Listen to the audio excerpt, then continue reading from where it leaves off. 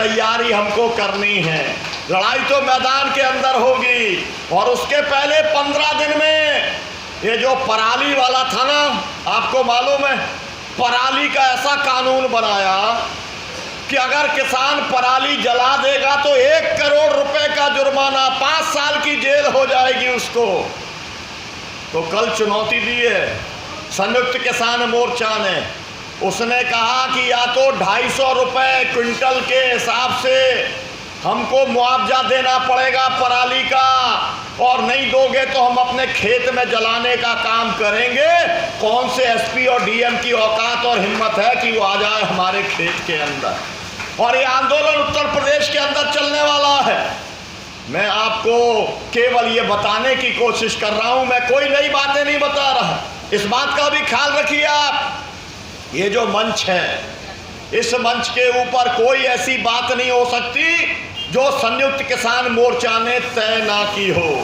जो बातें तय हो जाती हैं वही आगे बोली जाती हैं। ये अनुशासन आपको मालूम है पार्टियों में भी काम नहीं करता। पार्टियों में ही आपस में भिड़ंत चलती रहती है, लड़ने भिड़ने का काम लोग करते रहते हैं। लेकिन 550 किसान संगठनों का मोर्चा है ये, लेकिन अनुशासन के साथ में काम कर रहा है। और कैसे काम कर रहा है, एक एक गांव से, अभी हाल लुधियाना के आए थे सिख, अभी आए थे लुधियाना के, और उन्होंने आकर के कहा जी कि हम लोग 5 लोग हैं, हमारे गांव से हम 5 लोग आते हैं और यहाँ के सब बॉर्डरों पर रुक करके लौट जाते हैं, और जब वो जिस दिन लौट के जाते हैं तो हमारे गांव से दूसरे 5 लोग निकल जाते हैं। ये है इस आंदोलन की ताकत। राजनीतिक दल जब कोई रैली करते हैं तो फिर पैसा दे करके लाते हैं, 500 रुपए के रेट से, है ना। गरीब लोग हैं तो 100 रुपए के रेट से पूड़ी खिलाते हैं उनको। यहाँ पर जो आता है वो अपना अनाज भी लेके आता है, अपने गांव से कुछ चंदा भी लेकर के आता है। और इसीलिए ये सरकार आज तक इस आंदोलन के नेताओं पर हाथ नहीं डाल पाई। बहुत बड़ी साजिश की थी 26 जनवरी को फंसाने के लिए, लेकिन कोई एक आदमी को भी नहीं फंसा पाए। क्यों? क्योंकि पारदर्शी काम हमारा चलता है। आपने देखा बॉर्डर का जितना काम है, यहाँ का जो भी कुछ होगा, गाजीपुर में जो कोई कुछ होगा, वो कोई नेता तय नहीं करता, वो कमेटी तय करती है। गाजीपुर की कमेटी है ना, आप ही अध्यक्ष है ना मलिक साहब इसके। हाँ मतलब और धर्मपाल नहीं अध्यक्ष, मतलब कोई पूरी कमेटी होगी। कितने लोग हैं कमेटी में साहब आपके? 13 लोगों की कमेटी है। तो 13 लोग जो तय करेंगे वही गाजीपुर में होगा। कोई कितना ही बड़ा नेता होगा वो कुछ भी तय कर लेगा, उससे नहीं होगा। हमारा अपना अनुभव है, बता देता हूँ, आपकी जानकारी में नहीं आया होगा कमेटी वालों के। हमारा जब जन आंदोलनों के राष्ट्रीय समन्वय का कैंप लगा तो हमने बड़े बड़े नेताओं से सिफारिश कराई, नहीं लग पाया। फिर कमेटी के पास आए, कमेटी ने लगवा दिया एक ही दिन के अंदर। मैं केवल आपको अपना अनुभव बता रहा हूँ, कोई लंबा चौड़ा बाहर का अनुभव नहीं बता रहा। ये मैं केवल आपको ये सिद्ध करने के लिए कह रहा हूँ कि एक हम लोगों ने प्रक्रिया बनाई है, एक तरीका तय किया है, और उस तरीके से ये आंदोलन चल रहा है। इसलिए ये इतना लंबा चल पा रहा है, इतनी जिम्मेदारी के साथ में ये आंदोलन चल पा रहा है। आपको याद है क्या हुआ था अभी करनाल में? एक एसडीएम ने कहा सिर फोड़ देंगे, और चिंता मत करना सिर फोड़ दो। और फिर जब एसकेएम ने चुनौती दी तो उच्च न्यायालय के न्यायाधीश से जांच भी करानी पड़ी, और आपको मालूम है 1 महीने में रिपोर्ट आ जाएगी, और वो एसडीएम को हटाना भी पड़ा, और वो जेल भी जाएगा। आप भी देखोगे और मैं भी देखूंगा। ये है संगठन की ताकत। तो जो किसान को निरीह माना जाता था, असहाय माना जाता था, कमजोर माना जाता था, लोगों की क्या मानसिकता थी? अरे बॉर्डर के ऊपर लोग तो पिज्जा भी खा रहे और नूडल्स भी खा रहे, यहाँ तो फल फ्रूट भी चलता है, यहाँ पर तो दूध दही ऐसा चल रहा जैसे कोई नदी बह रही हो। तो लोगों ने कहा भाई अपना खा रहे हैं, अपने गांव से लाने का काम कर रहे हैं। तो साथियों मलिक जी का आदेश हो गया है ना, और भी साथी अपनी बात बोलेंगे। मैंने तो केवल इसलिए कि आप लोगों के साथ में ये जो हमारा संयुक्त किसान मोर्चे का जो विचार है और जो उसकी ताकत है, उसके बारे में मैं आपसे बातचीत कर रहा था। फिर कभी जब आपके बीच में आते रहते हैं। अभी आप लोगों ने महाराष्ट्र के साइकिल यात्री आए थे, बहुत अच्छा उनका स्वागत किया, उसके लिए बहुत बहुत आभार है। वो 50 साइकिल वाले 1200 किलोमीटर से आए थे, है ना। ऐसी यात्राएं पूरे देश में चल रही हैं, बहुत सारे लोग आएंगे, सबका मान सम्मान होना चाहिए और सब लोगों को सुरक्षित रहना चाहिए। मैं चाहता हूं आप मेरे साथ में नारा लगाने का काम करें। संयुक्त किसान मोर्चा जिंदाबाद, किसान मजदूर एकता जिंदाबाद, संयुक्त किसान मोर्चा जिंदाबाद, संयुक्त किसान मोर्चा जिंदाबाद, किसान मजदूर एकता जिंदाबाद। 3 काले कानून निरस्त करो, 3 काले कानून निरस्त करो, बिजली बिल वापस लो, बिजली बिल वापस लो, सभी कृषि उत्पादों का एमएसपी देना होगा, एमएसपी पर खरीद की कानूनी गारंटी देनी होगी। आवाज दो, लड़ेंगे, जीतेंगे, लड़ेंगे। बहुत बहुत शुक्रिया, बहुत बहुत धन्यवाद। बहुत ही अच्छे डॉक्टर सुनीलम जी, आपने बहुत ही गहराइयों से विस्तार से हर पॉइंट पे है। और इसलिए हम लोगों ने ये जो पूरे संसाधनों की लूट हो रही है, ये जो सरकारी और सार्वजनिक संस्थानों को हमारे जो प्राकृतिक संपदा हमारी देश की है, उसको जो कौड़ियों के भाव अपने चाहते कॉरपोरेट कंपनियों और मल्टीनेशनल कंपनियों को नीलाम करने की, और जो नीलाम नहीं हो पा रहे हैं उनको कौड़ियों के भाव किराए पर चढ़ाने की जो मुहिम इस नरेंद्र मोदी सरकार ने चलाई है, हम इस मुहिम को नहीं चलने देंगे। हम इसके खिलाफ पूरे देश की जनता को गोलबंद करेंगे। किसान उसकी अगुवाई करेगा और इस देश के संसाधनों को बचाने की लड़ाई को भी लड़ेगा। हम लोगों ने कहा है कि ये जो 4 श्रम कोड बिल आप लाए हो, 150 साल लगे थे इस देश के और दुनिया के मजदूरों को 8 घंटे की ड्यूटी का कानून बनवाने में। 150 साल की लड़ाई है पूरी दुनिया के अंदर मजदूरों की। ये जो न्यूनतम वेतन कानून है, ये जो तमाम श्रम कानून हैं, जो पूंजीपतियों की लूट पर, शोषण पर अंकुश लगाने के लिए और मजदूरों को श्रम अधिकार दिलाने के लिए जो 150 साल के संघर्षों में हमने प्राप्त किए थे, उन 44 श्रम कानूनों को इस सरकार ने खत्म कर दिया। ये सरकार उसको 4 श्रम कोड बिलों में ले आई है, और वो जो 4 श्रम कोड बिल हैं वो हमारे देश के मजदूर वर्ग की नई गुलामी के जो है दस्तावेज हैं, वो नई गुलामी के कंपनी राज के जो है नए दस्तावेज हैं। इसलिए हम लोगों ने कहा है कि आपको ये जो 4 श्रम कोड बिल हैं ये भी वापस लेने पड़ेंगे। इसलिए ये जो लड़ाई है, ये इस देश के अंदर जो कॉरपोरेट राज लाने की कोशिशें हैं, कंपनी राज लाने की कोशिशें हैं, इस देश को दोबारा से गुलाम बनाने की जो कोशिशें हैं मोदी सरकार की, इसके खिलाफ हम जो है इस लड़ाई को लड़ रहे हैं।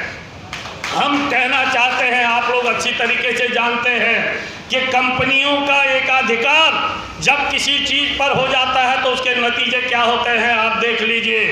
ये जो हमारी उम्र के लोग हैं, हम सब जानते हैं, आज से 10-15 साल पहले जब हम बाजार में जाते थे, सब्जी बाजार में, फल बाजार में, रेडियों पर 4 किस्म का सेव एक ही रेडी पर हमको मिलता था। बहुत अच्छी क्वालिटी का, A ग्रेड का, B ग्रेड का, C ग्रेड का, D ग्रेड का, 4 किस्म का सेव एक ही जो है हमको रेडी पर मिलता था, एक ही दुकान पर मिलता था। आज क्या हो गया है, कश्मीर के अंदर, हिमाचल के अंदर जो सेव पैदा होता है, इस देश के बड़े पूंजीपति अडानी, अंबानी की, रिलायंस, इन कंपनियों ने, ऐसी ही कुछ कॉरपोरेट कंपनियों और कुछ विदेशी कंपनियों ने हमारे सारे सेव बाजार पर कब्जा कर लिया है। आज अब जब बाजार में जा रहे हैं, आपको किसी रेडी पर A और B ग्रेड का सेव नहीं मिलेगा। अब सिर्फ C और D ग्रेड का सेव हमको जो है बाजार में मिल रहा है। वो A और B ग्रेड का सेव सीधे के सीधे इनके मॉलों में चला जा रहा है, जो 200 रुपए से लेकर के 300 रुपए किलो बिक रहा है। और किसानों को क्या मिल रहा है? किसानों को मिल रहा है 12 रुपए से लेकर के 20 रुपया। किसानों से ले रहे हैं 12 रुपए से 20 रुपए के भाव, और यहाँ जो है अपने मॉल में बेच रहे हैं 200 से लेकर के 300 रुपए किलो उसी सेब को, जो ए ग्रेड और बी ग्रेड का है। और सी ग्रेड का सेब 100 रुपया जो है किलो, 70 रुपए से लेकर के 100 रुपए किलो आज हमको खरीदना पड़ रहा है। लेकिन मैं आपसे कहना चाहता हूं, आने वाले समय में ये सी ग्रेड का सेब भी अब हमको रेडियो में नहीं मिलेगा। ये कंपनियां अपनी जूस फैक्ट्रियां खोलेंगी, वो सी ग्रेड और डी ग्रेड का सेब भी इनकी फैक्ट्रियों में जाएगा, उसका जूस बनेगा, बोतल बंद डिब्बा बंद जूस आएगा, वो आपको खरीदना पड़ेगा। ये सेब भी है, आपके हाथ नहीं लगने देंगे। ये होता है एकाधिकार किसी कंपनी का। आप जानते हैं किसान लोग, हम लोग बीज देखिए, हमारे देश के बीज बाजार पर बहुराष्ट्रीय कंपनियों ने 75% कब्जा कर लिया है। अच्छा उत्पादन करने के नाम पर हमारे घर के बीज खत्म करवा दिए, बाजार के और कंपनियों के बीजों का हमको निर्भर बना दिया गया। आज 75% बीज बाजार पर विदेशी कंपनियों का कब्जा है, और उसका नतीजा क्या है? आप जब एक जो है शिमला मिर्च का बीज खरीदने जाते हो, 1400-1500 रुपए में 10 ग्राम का पैकेट आपको खरीदना पड़ता है अच्छी क्वालिटी का। क्या भाव पड़ गया? वो 1.5 लाख रुपया किलो हो गया। अगर 1500 रुपए का 10 ग्राम है तो किलो कितना हुआ? 1.5 लाख रुपया किलो। आपने कभी हिसाब लगाया? आप टमाटर का बीज लेने जाते हैं, आप गोभी का बीज लेने जाते हैं, 250 रुपए से लेकर के 250-250 रुपए से लेकर के 400 रुपए तक के पैकेट हमको टमाटर के और जो है गोभी के खरीदने पड़ते हैं। जो टमाटर और गोभी भाव नहीं मिलने पर हमको आने वाले समय में सड़क पर भी फेंकनी पड़ती है, उसका बीज हमसे 25,000 रुपए किलो से लेकर के 80,000 रुपए किलो हमसे वसूला जा रहा है। ये होता है कंपनियों का एकाधिकार। इसलिए कल को अगर हमारी खेती पर ये कंपनियों का कब्जा हो गया, अगर हमारे अन्न के भंडारण पर इन कंपनियों का कब्जा हो गया, ये अति मुनाफे के लिए हमारी खेती का इस्तेमाल करेंगे, ये अति मुनाफे के लिए हमारे अनाज का इस्तेमाल करेंगे। कल अगर इनको गरीब की थाली में भोजन देने में ज़्यादा मुनाफा होगा तो ये गरीब की थाली में भोजन आने देंगे। अगर उससे ज़्यादा मुनाफा इनको शराब और इथेनॉल बनाने से होगा, ये खेती में अनाज पैदा करेंगे, अपने गोदाम में ले जाएंगे, शराब और इथेनॉल की फैक्ट्री खोलेंगे, उस गोदाम से उस अनाज को शराब और इथेनॉल की फैक्ट्री में डालेंगे और उससे अति मुनाफा कमाएंगे, लेकिन गरीब की थाली में अन्न नहीं आने देंगे। इसलिए ये जो लड़ाई है, ये लड़ाई सिर्फ किसानों की लड़ाई नहीं है। हम इस देश के 135 करोड़ लोगों के, इस देश के 84 करोड़ उन लोगों के जो लोग जो है पीडीएस सिस्टम पर निर्भर हैं, जो सार्वजनिक वितरण प्रणाली पर निर्भर हैं, ये 3 कृषि कानून उस पर भी हमला करने वाले हैं। इसलिए हम गरीब की थाली में भोजन की गारंटी के लिए भी लड़ रहे हैं, और ये लड़ाई सिर्फ किसान लड़ रहा है। किसान इसके लिए पूरे देश को गोलबंद कर रहा है। और ये जो 27 तारीख का भारत बंद है, ये इन सारे सवालों को लेकर के इस नई गुलामी और कंपनी राज के खिलाफ है। इसलिए पूरी ताकत के साथ हमको 27 तारीख के भारत बंद को सफल बनाना है और इस मोदी सरकार की कब्र खोदनी है। इसी के साथ मैं अपनी बात समाप्त करता हूँ। आप सबका धन्यवाद। बहुत ही अच्छे पुरुषोत्तम शर्मा जी, आपने बहुत ही जानकारियों के तरीके से बात रखी। अब मैं लाखन सिंह यादव जी, अशोकनगर एमपी, और गिरवर सिंह जी, कामरे गिरवर सिंह जी, वो भी मंच पर आने का कष्ट करें।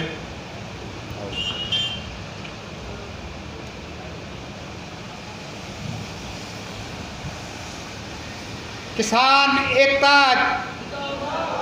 किसान मजदूर एकता, किसान मजदूर एकता।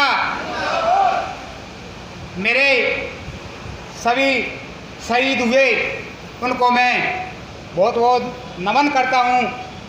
और मैं मंच पे बैठे हुए मेरे पुराने साथी बड़े भाई साहब आदरणीय सुनीलम जी 2 बार विधायक रह चुके, किसान लंबी समय से किसानों की लड़ाई लड़ रहे और आदरणीय दादा संचालन कर रहे भाई साहब अशोक जी, सतपाल जी, और मैं नाम नहीं ले रहा, दतिया से आए हमारे गुर्जर साहब जी, मैं इनको आभार धन्यवाद देता हूं कि आप लोग यहाँ तक इतना समय आप लोगों ने यहाँ दिया। साथियों, एक किसान आंदोलन कभी ये नहीं सोचा था कि हम किसान ये मंच पे बात करेंगे या किसान आंदोलन हम इस तरह का रूप बना लेंगे। कभी पटवारियों का हड़ताल हुआ करती थी, तहसीलदार, वकील, अन्य लोगों की हुआ करती थी, और लेकिन किसानों ने कभी आंदोलन का या कोई धरना प्रदर्शन इतनी मेहनत कभी नहीं करते थे वो छोटे माध्यम से कर लेते थे, लेकिन उनमें घर से निकलने की कोई टाइम नहीं था, और अगर टाइम है तो कोई आता नहीं था। आज वो समय आया है कि किसान आंदोलन को 10 महीना हो चुके हैं और उत्तर प्रदेश नहीं, सारे दिल्ली के बॉर्डर पे जो किसान आंदोलन चल रहा है, धीरे धीरे सभी राज्यों में ये फैलता चला गया और मध्य प्रदेश जगह जगह से लोग धीरे धीरे आने लगे, क्योंकि इस समय किसानों के पास कटाई, सोयाबीन बोया है, उड़दा है, इन लोगों की कटाई की तैयारी चल रही है, किसान नहीं आ पा रहे। ये कोई बता रहा है कि किसान नहीं आए, अरे किसान तो और बढ़ेंगे, किसान तो और आना है, क्योंकि एक किसान की लड़ाई है। किसान अन्नदाता है, किसान सबको पैदा करता है, सबको खिलाता है, सबको रोटी, गरीब को शहर में व्यापारी सबको वो भेजता है। आज देखिए किसान की क्या हालत है। किसान का लड़का बच्चा कोई भी बड़े स्कूल में एडमिशन नहीं हो पाता है, क्यों कि उसके पास पैसा नहीं है। पैसा उद्योगपति के पास है, बड़े बड़े पैसे वालों के पास है, वो पढ़ाते हैं, वो एडमिशन कराते हैं। किसान का लड़का नहीं पहुंच पाएगा, न किसान का बच्चे को एडमिशन हो ही आएगा, कहाँ से लाएगा इतना पैसा। लेकिन मैं ये कह रहा हूँ कि आज देश की किसान की वो हालत है, देखिए कमाता वो है, पानी वो देता है, फसल वो तैयार करता है और तैयार करके घर में रखता है तो 50 रुपये किलो बेचता है। वही चना आप किसी दुकान में दिल्ली पे जाओगे या कोई कोलवा में जो दुकान में रखे हैं वो 150 रुपये किलो देगा, वो बैठा बैठा कमा रहा है। धनिया 50 रुपये किलो बेची जाती है, खरीदने जाएंगे पैकिंग में तो वो 150 किलो मिलती है। हमारे डॉक्टर साहब ने सारी चीज़ें बता दी है, मैं बताना नहीं चाह रहा हूँ।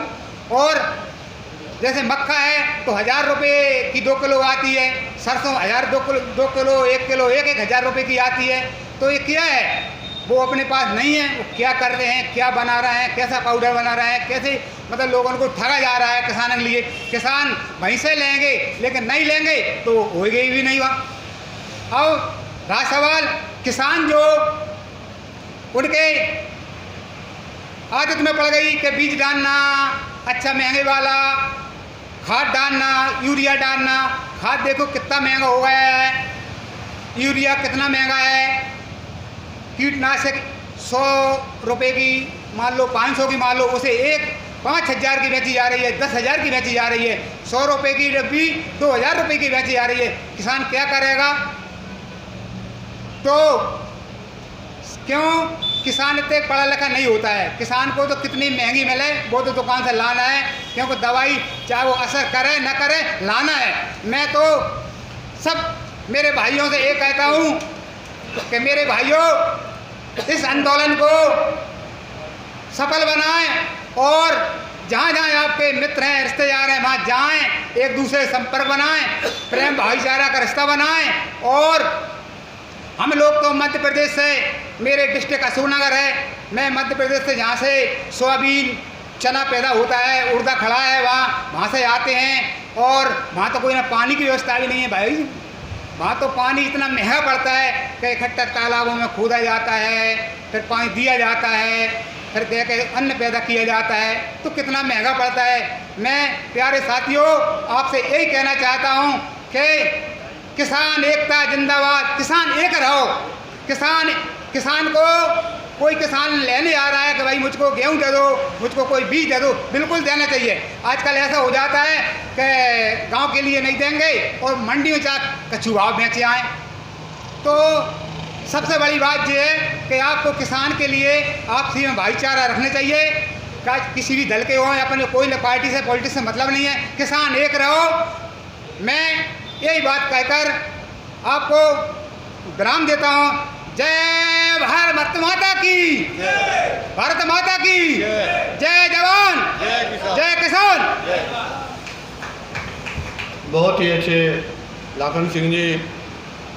अब मैं हमारे बीच में कॉमरेड गिरवर सिंह जी, मैं निवेदन करूंगा मैं आए अपने विचार रखें।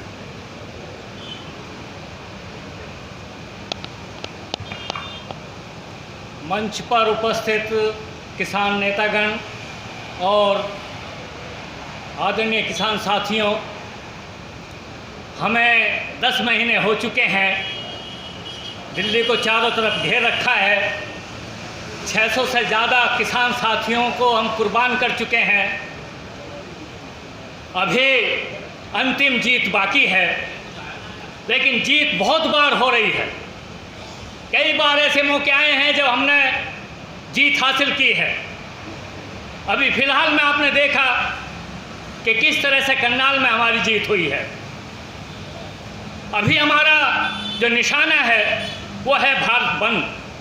27 तारीख को भारत बंद पर हमारा ऐसा अभेद्य लक्ष्य होना चाहिए कि सरकार हिल उठे, वो समझ जाए कि किसानों में कितनी ताकत है जो पूरे भारत को बंद कर सकते हैं।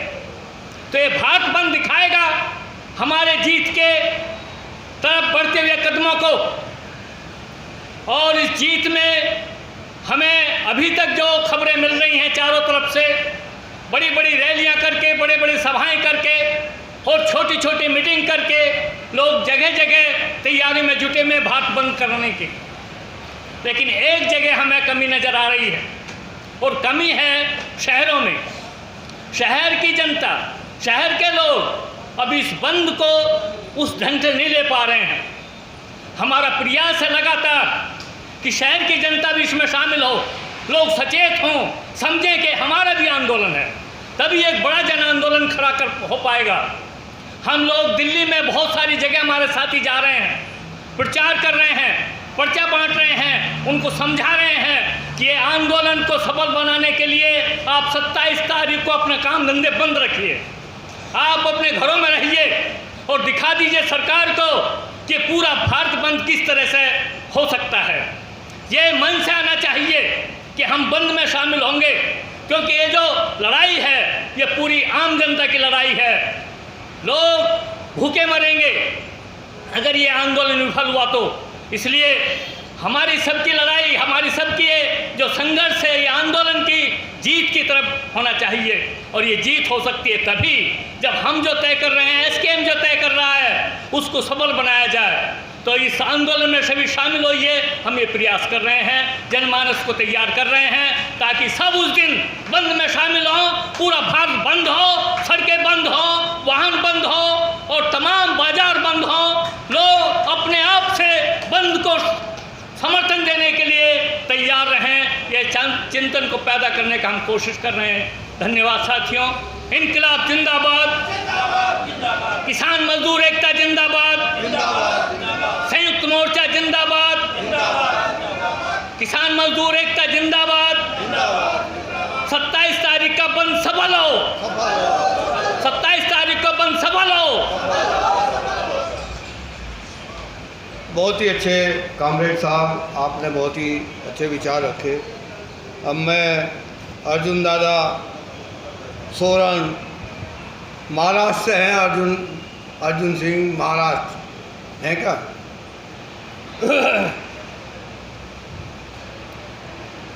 अब मैं रामनयन किसान कविता के रूप में अपनी बात रखेंगे। रामनयन किसान, रामनयन जी।